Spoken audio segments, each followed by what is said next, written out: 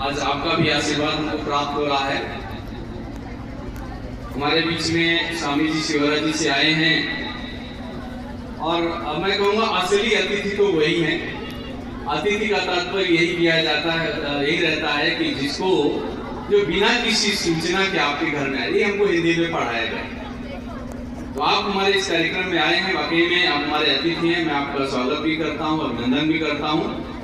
और आज इस अवसर पर ये पिताजी का स्वप्न था, इस स्वप्न को हम लोग आगे बढ़ाने का प्रयास कर रहे हैं और सबसे सुखद अवसर है। और इन सारे स्वप्नों के पीछे है वो मेरी माताजी आपके बीच में बैठी हुई है।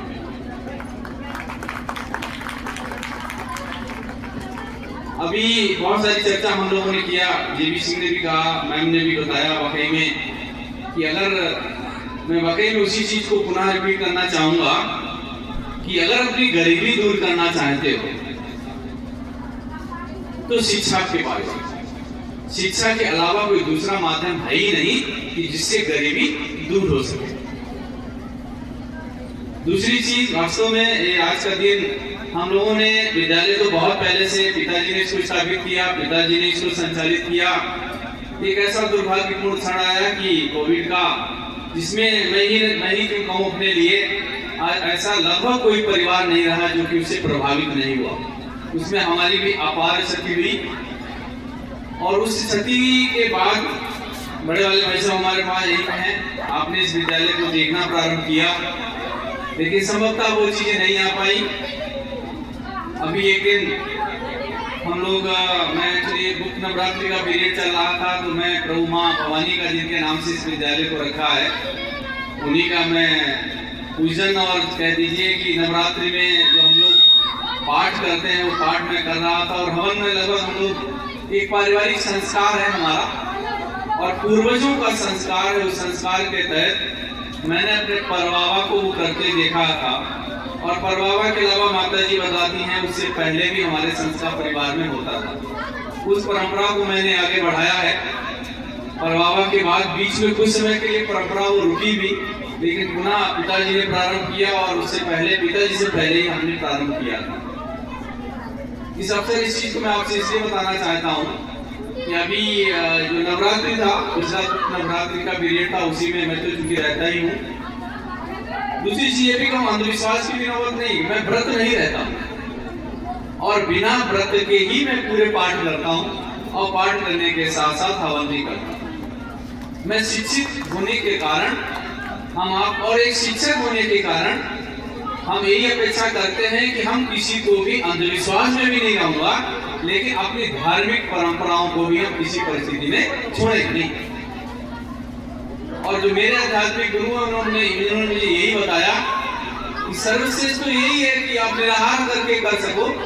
अगर निराहार नहीं है तो जल पी के करो, जल नहीं हो सकता है तो फल खा के करो, और फल से भी अगर नहीं हो पा रहा है तो भोजन करके करो, लेकिन सात्विक भोजन। शरीर स्वस्थ रहेगा तो ही मैं प्रभु का ध्यान कर पाऊंगा। तो वो दिन ऐसा था कि मैंने जब हवन पूर्ण किया तो माताजी ने, मैंने बताया नहीं था माताजी को कि मैं नवरात्रि का आज हवन करने जा रहा हूँ, अष्टमी और नवमी की रात्रि का था। क्योंकि देर तक हुआ तो माताजी ने देख के ही समझ लिया, क्योंकि वो भी पाठ करती हैं कि आज हवन किया। उसके बाद कहा कि तुमने हवन तो किया, लेकिन मुझे बताया नहीं कि कन्याएं भी खिलानी थी। हमने, माताजी कन्याएं तो आप खिलाएंगे। फिर ये परिचय ये हुआ हम लोगों का कि कन्याएं खिलाना है तो हम शिक्षित कन्याओं को खिलाएंगे। इस परिवार में, मेरे परिवार में कहूंगा, मैं अपने पूर्वजों के लिए यही कहूंगा कि उन्होंने अगर किसी चीज पे ध्यान दिया तो शिक्षा पे ध्यान दिया, और शिक्षा के कारण ही आज हम जहाँ थे उससे और भी काफी ऊपर निकल चुके। मैं अपने बच्चों के लिए आपको बताऊं कि बच्चे हमारे विदेश में पढ़ाई किए हैं, आज भी वो IIT में पढ़ रहे हैं, और Indian statistical institute ISI Bangalore हम लोग कहते हैं। अगर मैथमेटिक्स की बात करें तो इससे टॉप स्टेशन इंडिया का कोई नहीं है, और उसने EPFL यूनिवर्सिटी स्विट्जरलैंड से मास्टर डिग्री कंप्लीट किया है। तो जो चिराग पिताजी ने, कह दीजिए या पूर्वजों ने जलाया था, हमारा प्रयास उसको मैं अपने ही तक सीमित ना रह के सबके तक पहुंचाऊं। और मुझे वाकई में अत्यंत खुशी इस बात की है कि सुमित का मुझे सहयोग मिला, और मैं अपने शिक्षकों को, अपने गांव के शिक्षकों को, अपने क्षेत्र के शिक्षकों को आज मुझे सम्मान करने का अवसर प्राप्त हुआ। मेरे लिए इससे अधिक भावुक क्षण नहीं हो सकता।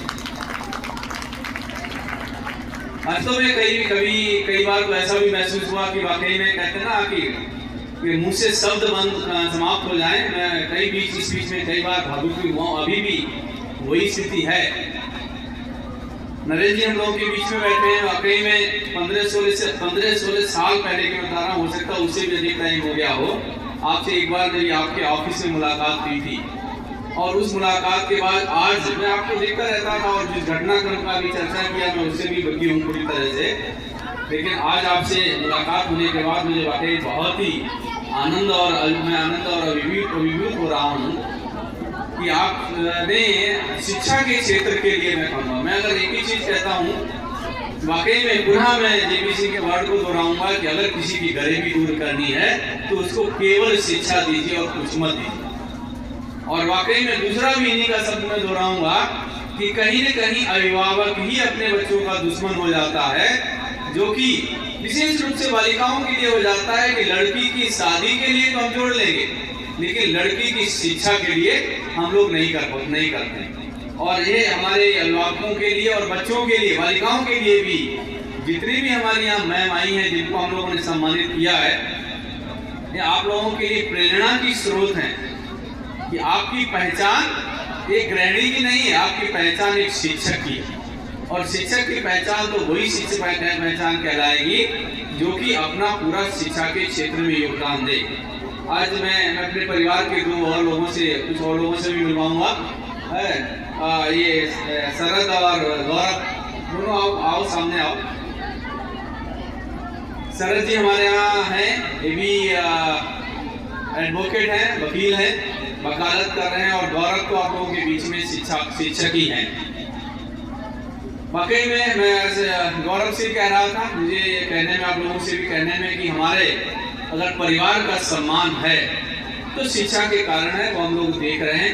अब आप लोगों के ऊपर जिम्मेदारी उस परिवार को, उस जो हमारा सम्मान है उसको सुरक्षित रखने की।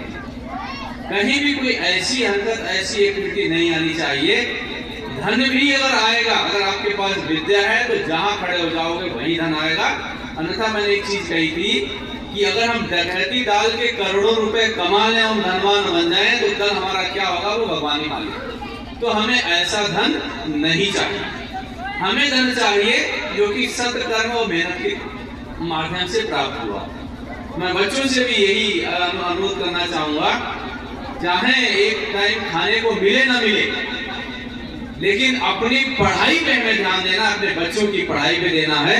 अभी हमारे जो शिक्षक साथी ने कहा था ना कि अगर जेबी सिंह ने कहा था कि हम 3 बीघा जमीन तो खरीदना चाहते हैं लेकिन बच्चे की शिक्षा पे नहीं व्यय करना चाहते। ये हमारे लिए, मैं आप लोगों को अपना उदाहरण के रूप में कहना चाहूंगा, कभी भी इतना सब कुछ होने के बावजूद भी 1 बीघा जमीन हम लोगों ने नहीं खरीदी। ये हमारा गांव ही मेरे इस बात का गवाह है। हाँ, पढ़ाई के लिए हमने अपने बच्चों को चाहे विदेश हो, कहीं भी हो, जितना आवश्यक उतना व्यय किया। और वाकई में जितनी चाहूंगा उतनी जमीन खरीद सकता।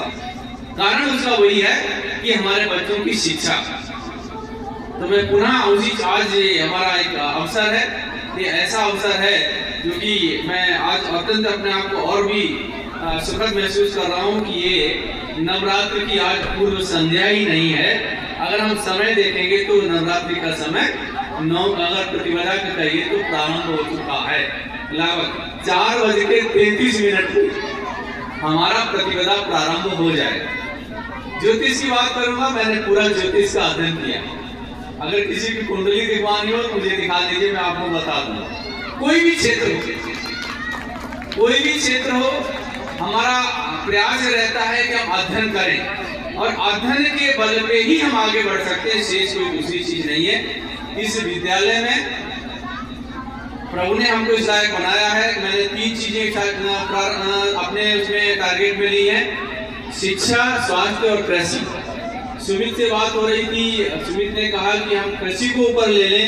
मैंने कहा नहीं, मेरा पहला एस्पेक्ट तो शिक्षा ही रहेगा। बिना शिक्षा के ना तो हम अच्छी कृषि कर सकते हैं और ना ही अच्छी तरह से हम स्वस्थ रह सकते हैं। मैंने अपने क्षेत्र के विकास के लिए प्रभु की और माता जी की मैं कहूँगा कि उन्हीं की प्रेरणा है।